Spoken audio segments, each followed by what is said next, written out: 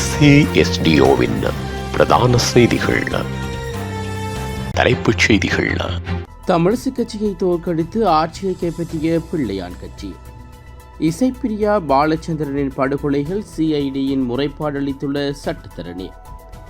இலங்கையர்களுக்கு வழங்கப்பட்டுள்ள அவசர அறிவுறுத்தல்.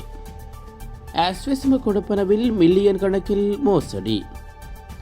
பல்கலைக்கழக பாடத்திட்டத்தில் யாழ் வேடனின் பாடல். படுகொலைகள் இடம்பெறும், எதுவும் மிஞ்சாது. தொடர்வன விரிவான செய்திகள். தாயக செய்திகள். மண்முனை தென்மேற்கு படிப்பளை பிரதேச சபையின் பந்துசிந்த சுயேட்சை குழுவும் கிழக்கு தமிழர் கூட்டமைப்பும் இணைந்து ஆட்சியை கைப்பற்றியுள்ளன. மண்முனை தென்மேற்கு பிரதேச சபையின் தவிசாளர் தெரிவு கூட்டம் நேற்று கிழக்கு மாகாண உள்ளூராட்சி ஆணையாளர் ALMN அஸ்மி தலைமையில் நடைபெற்றது. அங்கு தவிசாளர் தெரிவில் இருவர் போட்டியிட்டுள்ளார்கள். சுயேட்சை பந்து அணியில் இளைய தம்பி திசேஷ்குமாரன், தமிழிசை கட்சி சார்பில் கோபாலப்பிள்ளை சுரேந்திரன் ஆகியோர் போட்டியிட்டுள்ளார்கள். இதன்போது 9 வாக்குகளை பெற்ற சுயேட்சை அணி சார்பில் போட்டியிட்ட திரேசகுமாரன் தவிசாளராக தெரிவு செய்யப்பட்டுள்ளார். மற்றவருக்கு 6 வாக்குகள் கிடைக்கப்பெற்றுள்ளன.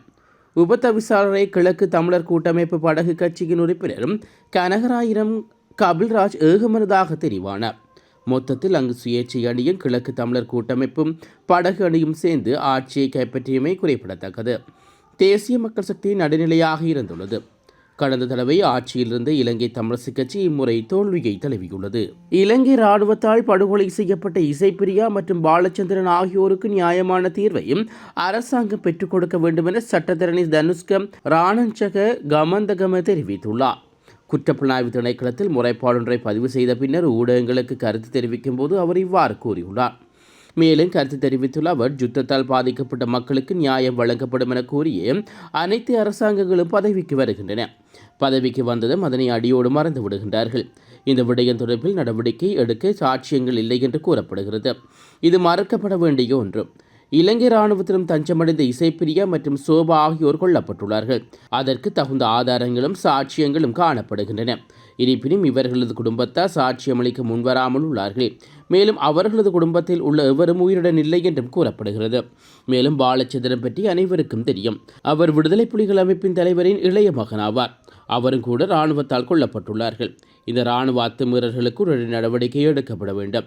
வடக்கு மக்களுக்கு நல்லது செய்ய வேண்டும் என்றால் வலிந்து காணாமல் ஆக்கப்பட்டவர்களுக்கு நியாயத்தினை பெற்றுக் கொடுக்க வேண்டும் என்றும் கூறியுள்ளனர். இஸ்ரேலுக்கும் ஈரானுக்கும் இடையிலான போர் பதட்டம் தீவிரமடைந்துள்ளதால் அங்குள்ள இலங்கையர்களை அவதானத்துடன் செயற்படுமாறு இஸ்ரேலுக்கான இலங்கை தூதுவர் நிமால் பண்டாரா அறிவுறுத்தியுள்ளார்.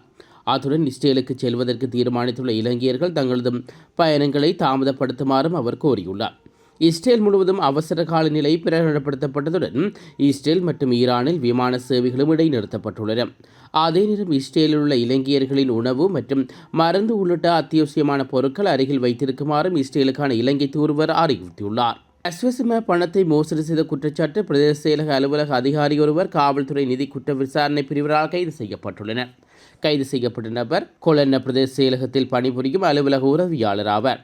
குறித்த சந்தேக நபர் 4.1 மில்லியன் ரூபாய் அஸ்வசம பணத்தையும் மோசடி செய்துள்ளதாக காவல்துறையினர் தெரிவித்துள்ளனர். கைது செய்யப்பட்ட சந்தேக நபர் தொடர்பாக மேலதிக விசாரணைகளை காவல்துறையும் நிதி குற்ற பிரிவினரால் மேற்கொள்ளப்பட்டுள்ளது. யாழ்ப்பாணத்தை பூர்வமாக கொண்டவர் என்று கூறப்படும் கேரளாவின் பிரபல ரொப்பாடகரான வேடன் என்ற கிரந்ததாஸ் முரளியின் பாடலொன்று கோழிக்கோட்டு பல்கலைக்கழகத்தின் பாடத்திட்டத்தில் இணைக்கப்பட்டுள்ளது. யாழ்ப்பாணத்தை பூர்வமாக கொண்ட பெண்ணொருவரின் மகனான வேடன் மலையாள கலைத்துறையில் பிரபலமான பொப் இசை பாடகராக உள்ளார். அவரின் பாடல்கள் சாதி மற்றும் நிற ஒடுக்குமுறைக்கு எதிராக உள்ளன. இந்நிலையில் வேடனின் பாடல்களில் ஒன்றான பூமி அஞ்சான் வாழுண்ண இடம் எனும் பாடல் கோழிக்கூட்டு பல்கலைக்கழகத்தில் மலையாள பட்டப்படிப்பினை ஒப்போடு இலக்கிய தொகுதியில் இணைக்கப்பட்டுள்ளது.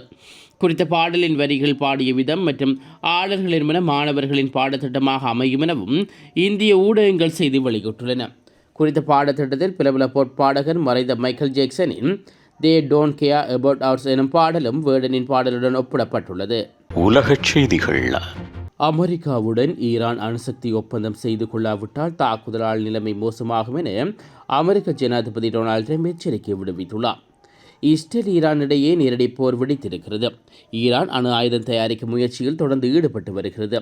இதற்காக ஈரானை அமெரிக்காவும் இஸ்ரேலும் எச்சரித்து வந்த நிலையில் தற்போது ஈரானின் முக்கியமான அணு ஆராய்ச்சி கூடங்கள் அண்ட் கிரவுண்ட் ஜுனேரியம் செறிவூட்டல் மையங்கள் ஏவுகணங்கள் இராணுவ தளங்களை குறிவைத்து இஸ்ரேல் குண்டுவீச்சு தாக்குதல் நடத்தியுள்ளது. இந்நிலையில் அமெரிக்காவுடன் அணுசக்தி ஒப்பந்தம் செய்து கொள்ளுமாறு ஈரானுக்கு மீண்டும் டொனால்ட் ட்ரம்ப் வலியுறுத்தியுள்ளார். இதுகுறித்து ட்ரம்ப் வெளியிட்டுள்ள அறிக்கையில், ஈரானுக்கு ஒரு ஒப்பந்தம் செய்து கொள்ள வாய்ப்பு கொடுத்தேன். நான் அவரிடம் அதை செய்து கொண்டும் என்று வலியுறுத்தினேன். ஆனால் எவ்வளவு கடினமாக முயற்சித்தாலும் எவ்வளவு நெருக்கமாக இருந்தாலும் அவர்களால் எதையும் செய்ய முடியவில்லை. ஒப்பந்தம் செய்யாவிட்டால் விளைவுகள் மிகவும் மோசமாகும் என்றும் அவரிடம் நான் சொன்னேன். உலகிலே மிகவும் சக்தி வாய்ந்த இராணுவ உபகரணங்களை அமெரிக்கா தயாரிக்கின்றது. மேலும் இஸ்ரேலிடம் ஆயுதங்கள் நிறைய உள்ளது. அதை எப்படி பயன்படுத்துவது என்பது அவர்களுக்கு தெரியும். சில ஈரான் தலைவர்கள் துணிச்சலுடன் பேசினார்கள். ஆனால் என்ன நடக்கப் போகிறது என்பதை அவர்களுக்கு தெரியவில்லை. அவர்கள் அனைவரும் இப்போது இறந்து விட்டார்கள். எங்களுடன் ஒப்பந்தம் செய்யாவிட்டால் நிலைமை இன்னும் மோசமாகும். ஏற்கனவே பெரிய மரணமும் அழிவு நடந்துள்ளது. ஆனால் அடுத்த திட்டமிடப்பட்ட தாக்குதல் இன்னும் கொடூரமானவையாக இருப்பதனால் இந்த படுகொலையை முடிவுக்கு கொண்டுவர இன்னும் நேரம் இருக்கிறது. அணு ஆயுத ஒப்பந்தங்கள் போட வேண்டும். இதனை செய்தால் தாக்குதல் மற்றும் மரணங்கள் நிகழாது என அமெரிக்க ஜனாதிபதி ட்ரம்ப் தெரிவித்துள்ளார். மீண்டும் தலைப்புச் செய்திகள். தமிழிசை கட்சியை தோற்கடித்து ஆட்சியை கைப்பற்றிய பிள்ளையான் கட்சி. இசைப்பிரியா பாலச்சந்திரனின் படுகொலைகள் சிஐடியின் முறைப்பாடு அளித்துள்ள சட்டத்தரணி. இலங்கையர்களுக்கு வழங்கப்பட்டுள்ள அவசர அறிவுறுத்தல். ஆஸ்வெஸ்ம கொடுப்பனவில் மில்லியன் கணக்கில் மோசடி. பல்கலைக்கழக பாடத்திட்டத்தில் யாழ் வேடனின் பாடல். படுகொலைகள் இடம்பெறும் எதுவும் மிஞ்சாது.